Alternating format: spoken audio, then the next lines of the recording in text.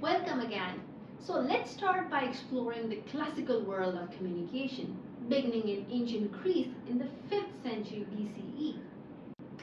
At this time, Greece was not a single country, but was a collection of independent city-states. Some of these city-states were at war with each other, while others were allies. However, a growing number of city-states were adopting democratic elements in their government, such as people's assemblies, elections, and chosen government officials. This shift towards democracy led to a growing need for a better understanding of the workings of mass communication. After all, how could citizens have made informed decisions about their governments if they did not have access to accurate information? It is no surprise that the science of communication thrived in ancient Greece. Important historical figures like Socrates, Plato, and Aristotle were all involved in academic debate on the subject. Besides being an academic science, communication was also an applied science at this time.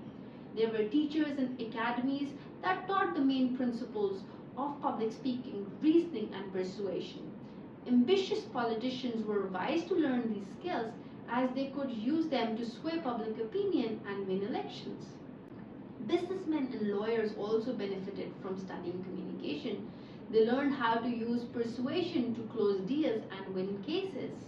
Military commanders like Alexander the Great also studied communication as they knew that it was essential for keeping up the morale of their troops. The classical world was a time of great intellectual and cultural development, and the study of communication was no exception.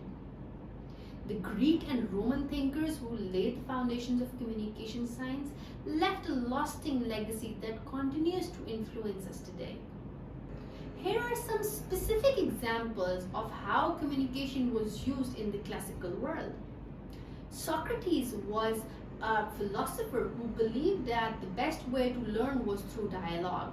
He would often engage in public debates with his students and other thinkers. Plato was a student of Socrates and he wrote extensively on the nature of communication. He argued that communication is essential for knowledge and understanding. Aristotle was a student of Plato and he is considered to be the father of rhetoric.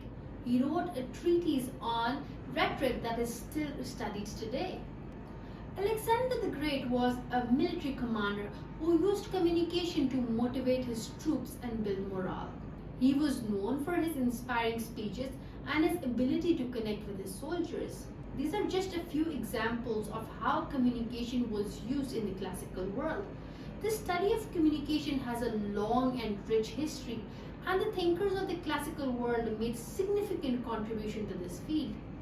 Their work continues to influence us today, and it is essential for understanding the way we communicate.